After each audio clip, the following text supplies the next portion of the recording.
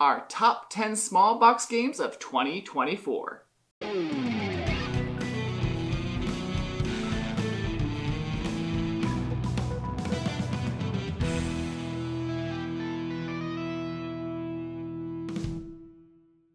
Thank you for joining us here at Tinkermouse Studio 3. Will and Sarah let us use their studio for this unique video at the end of the year. Small box games. I don't think we've ever done a top 10 list of small box games. Well, there were just so many that came out this year. Card games, small box games, that I couldn't put all of the ones that I wanted to onto my top 10 list.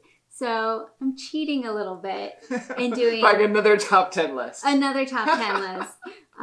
Now, a few of the games on this list were so good that they did make it to our official top 10s of the year, but most of these are ones that we've really enjoyed. They just didn't quite rise to that level when we were looking at all of the different types of games. And if you want to see those videos, those are the top 10 the top 10 board games that the guys liked and the top 10 that the girls liked. I think it was just you and Sarah. Yes.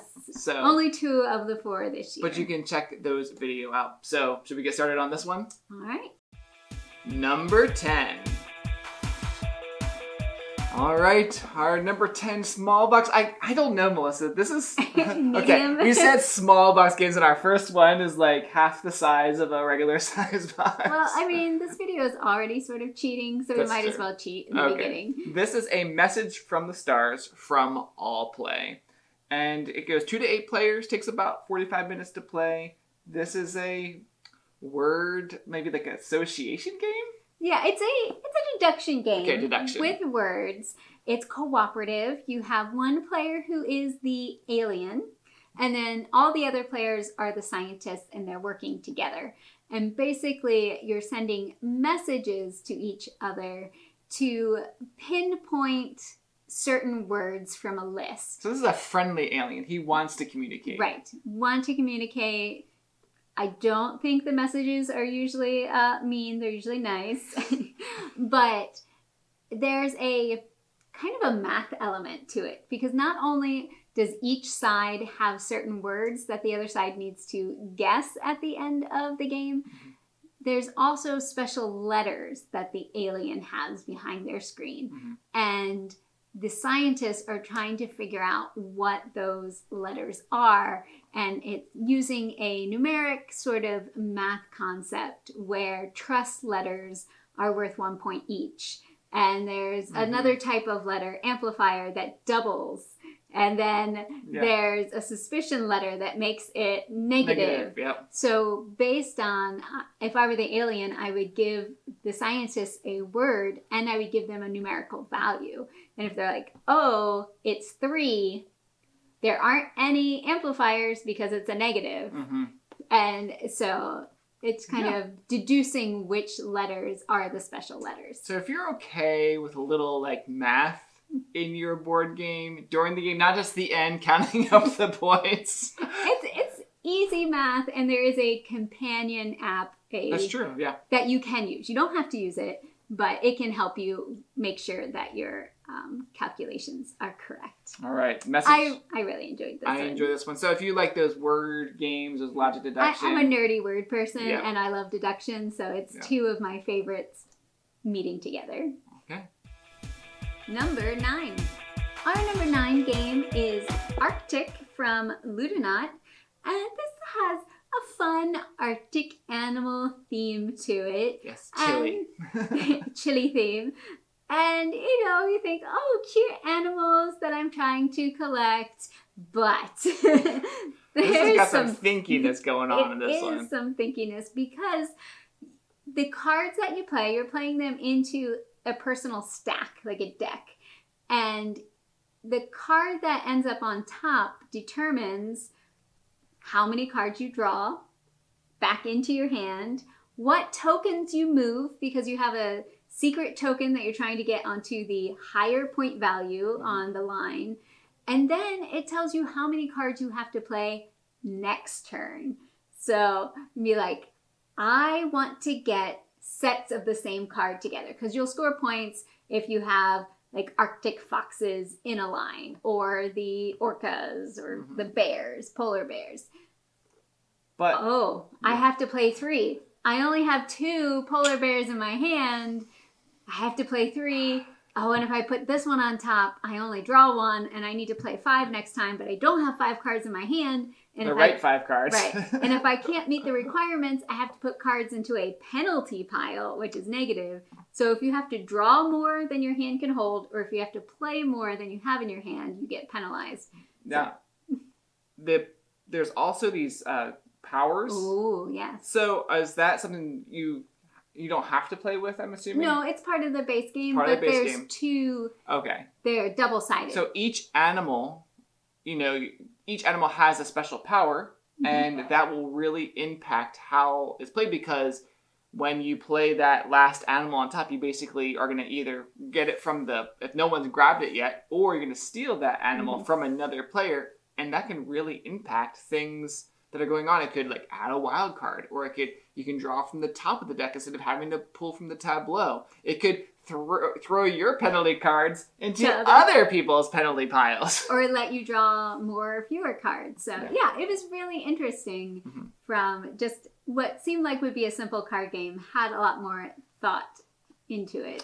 Yeah, I'm still, this is our number 9. There's a lot sort of going on. I like the card play. That moving the animals up and down, I know just adds another dimension. I just don't know personally if that's something that I'm I want that in this game. I don't know if I want a more simple game where it's just the card play. You think it would be fine without that added element of your secret token that you're trying to move. Right. It's to me, that was almost an afterthought, and I almost enjoyed the game without it. So, but that's Arctic from Ludonut, number 9. Number 8. Well, number 8 is, I think it's Rivage, but we've heard it also Rivages, so... We're not French, so I don't know.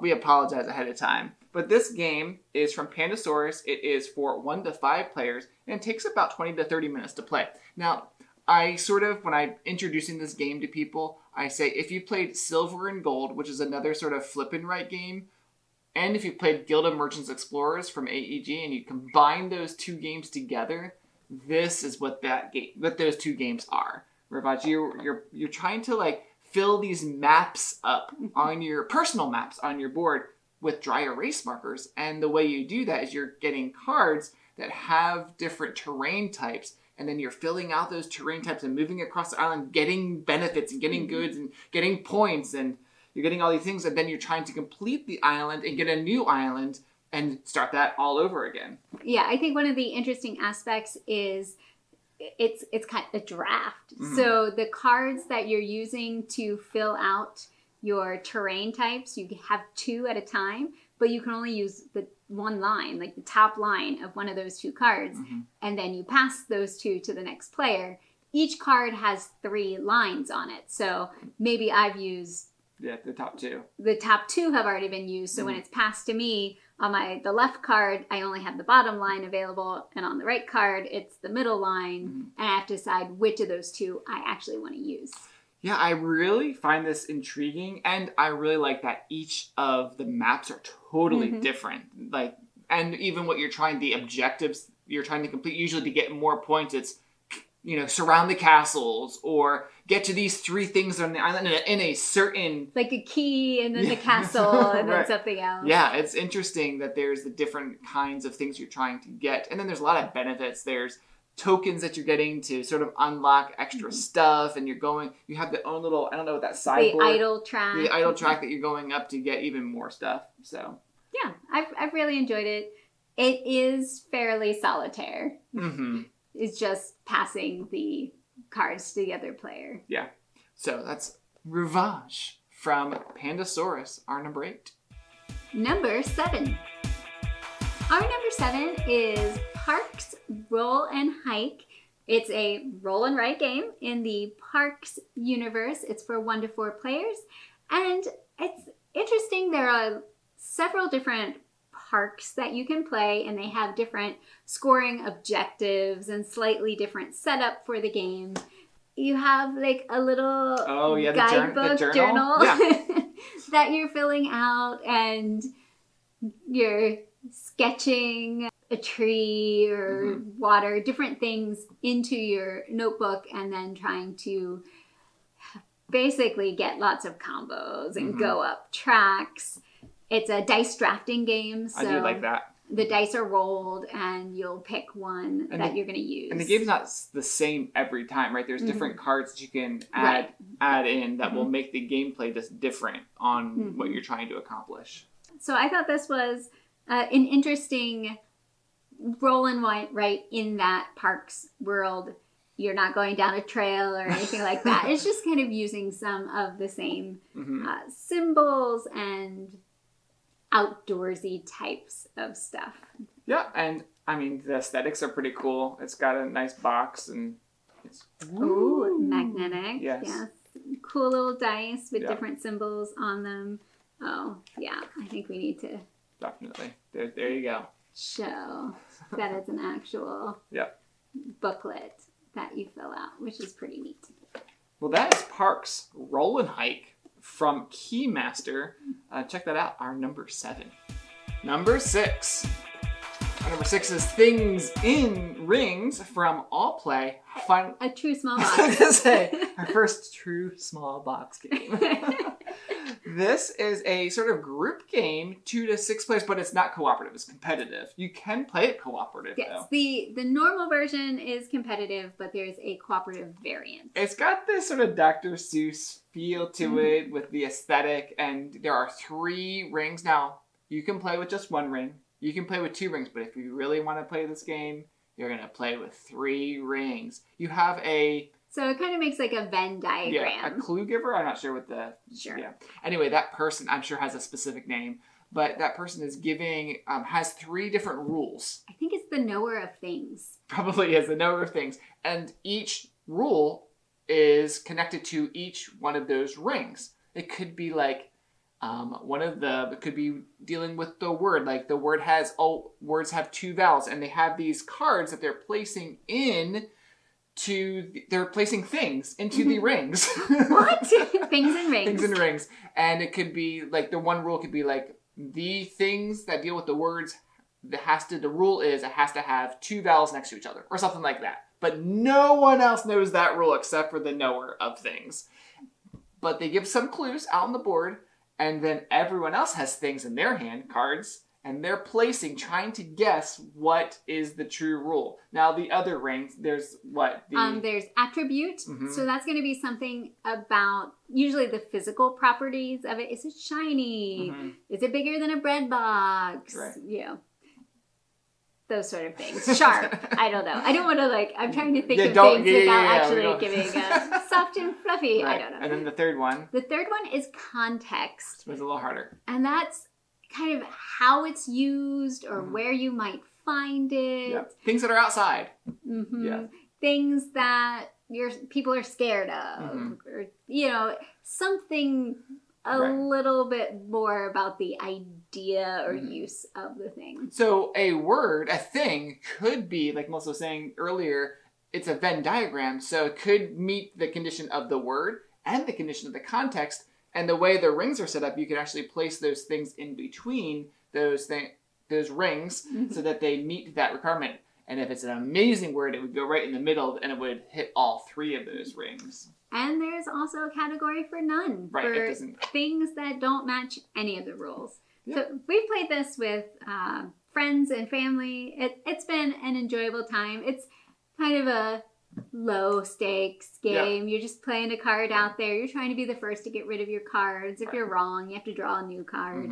So, Things in Rings from All Play. So our number 5 is Courtesans. And Kevin, you look really different. I don't think Kevin has played this game as much as I have for sure.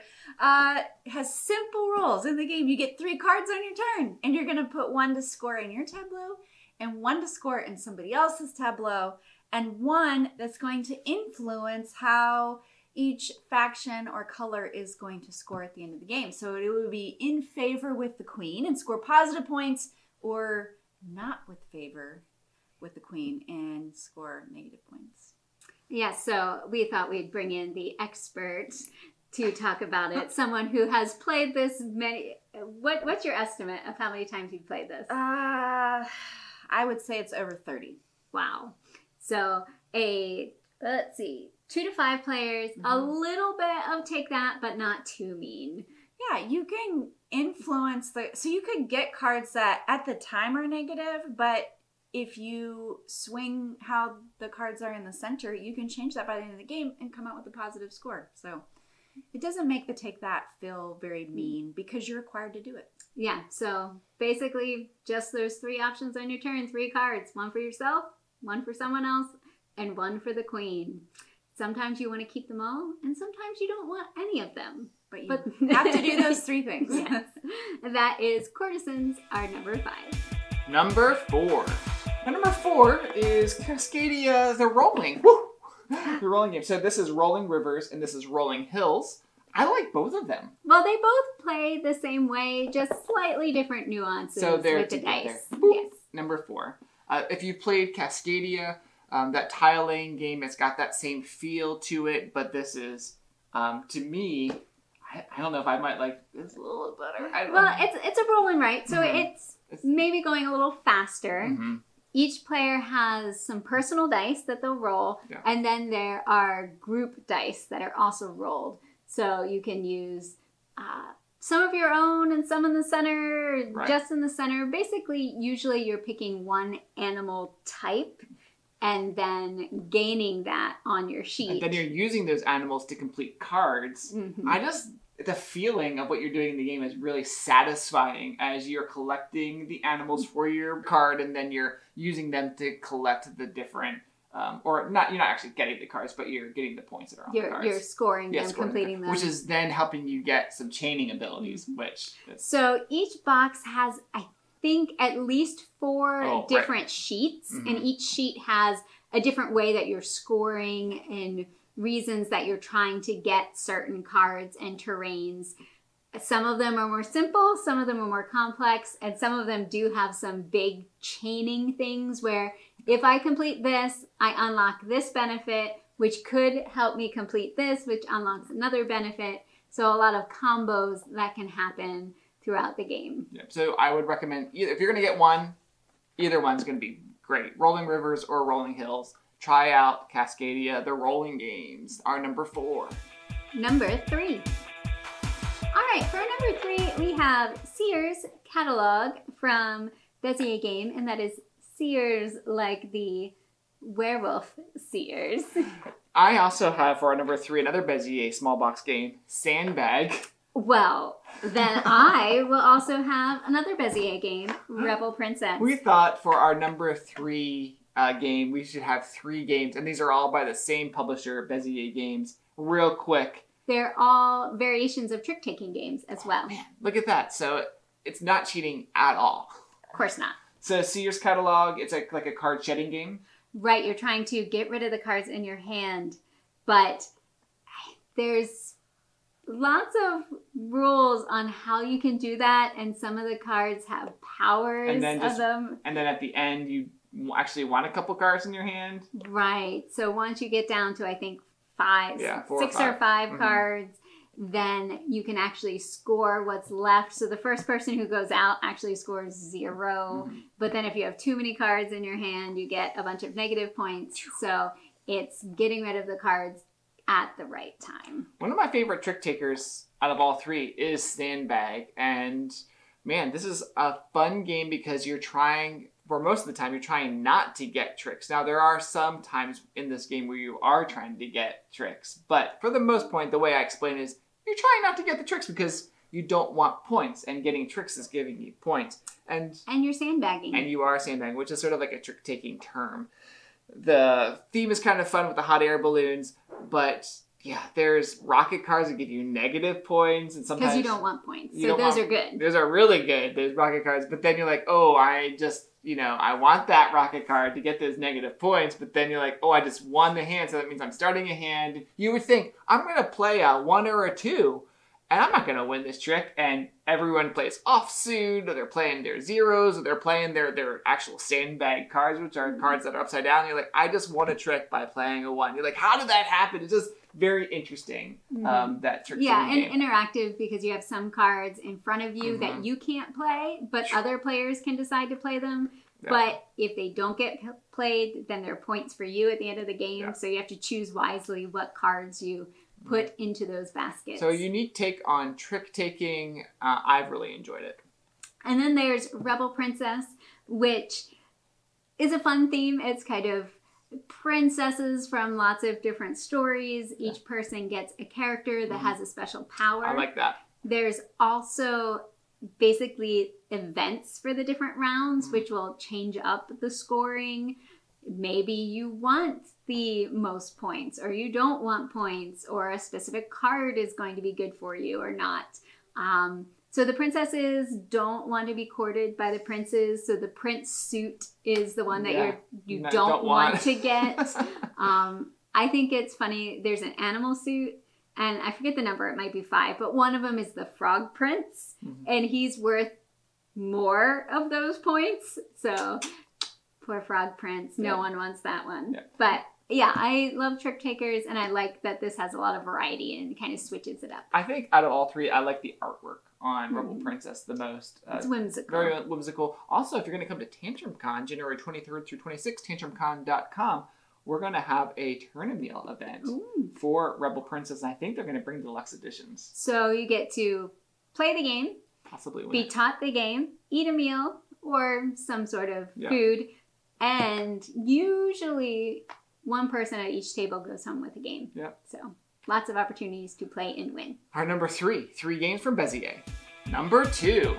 Our number 2, a game that actually really surprised me this year. Yeah, I was going to say the same thing. It came out of nowhere, and I love it. Yeah, Castle Combo from Pandasaurus. This plays 2 to 5 players, and I would say 20 minutes. It's a quick game. You basically have 2 kinds of cards. There are castle cards, and they're sort of like peasant cards. Yeah, like the villagers, and then the more nobility. Yeah, and those are different decks, and there's a sort of a tableau, a market for each of those. And on your turn, you have to take a card.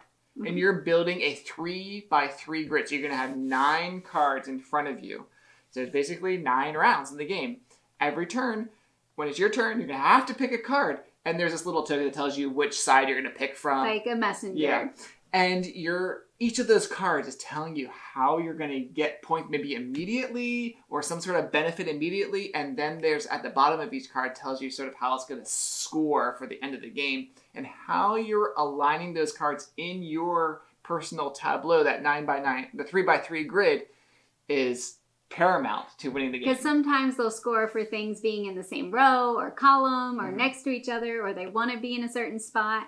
Each card has a cost. Some of them are 0. Some of them go up to like 10. They're pretty high. So you have coins, but then you also have keys. Keys are worth points. Keys can also let you wipe a row or let you move the messenger to the other row. So say it's on the peasant village row, but I really want a card on the other row. I can spend one of my points to do that. So you do have to manage your resources of keys and coins.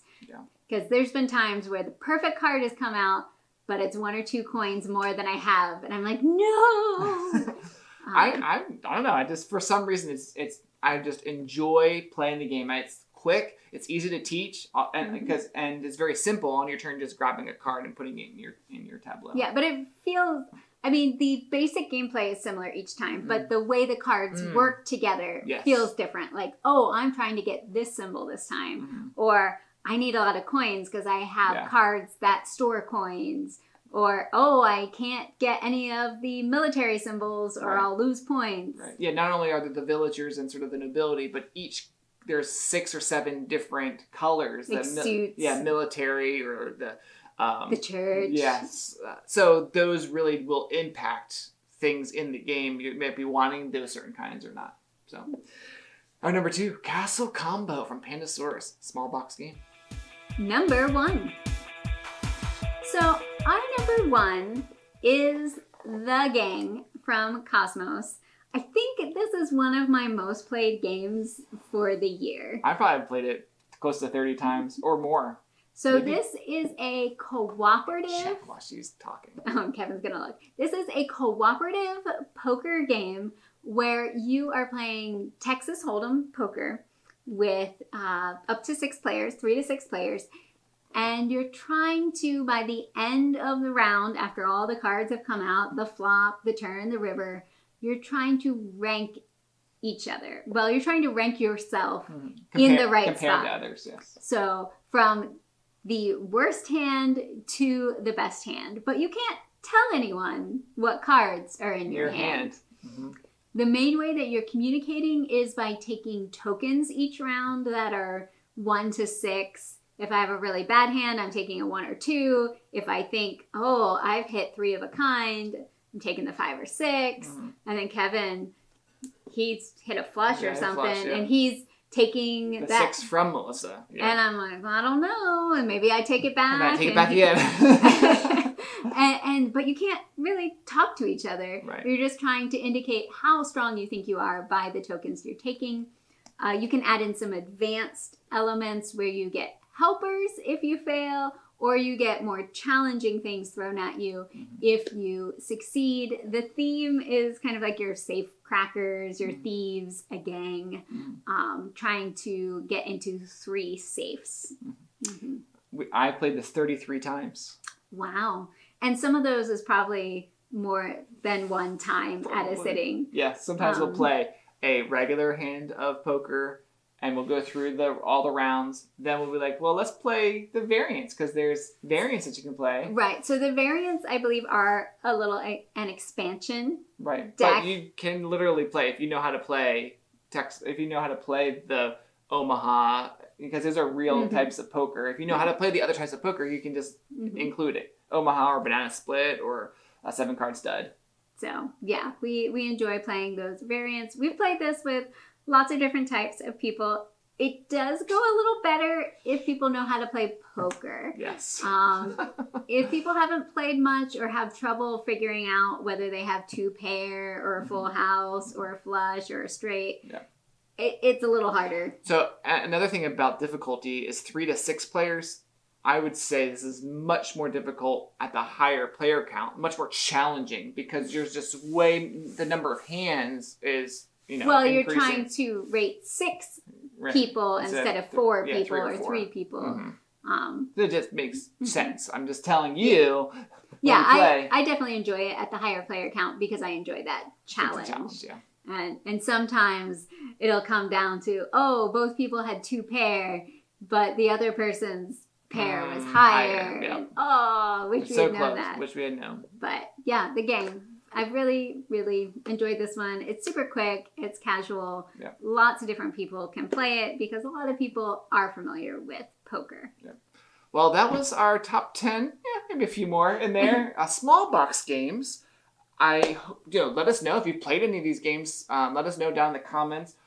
Also, check out the top 10 girls video and the top 10 guys video. Those will probably have released or are releasing here near the end of the year. Would love for your input. Yeah, let us know what games you would put into this list that we should try out based on some of these that we've liked. And join us at Tantrum Con, January 23rd through 26th, 2025 in Charlotte, North Carolina.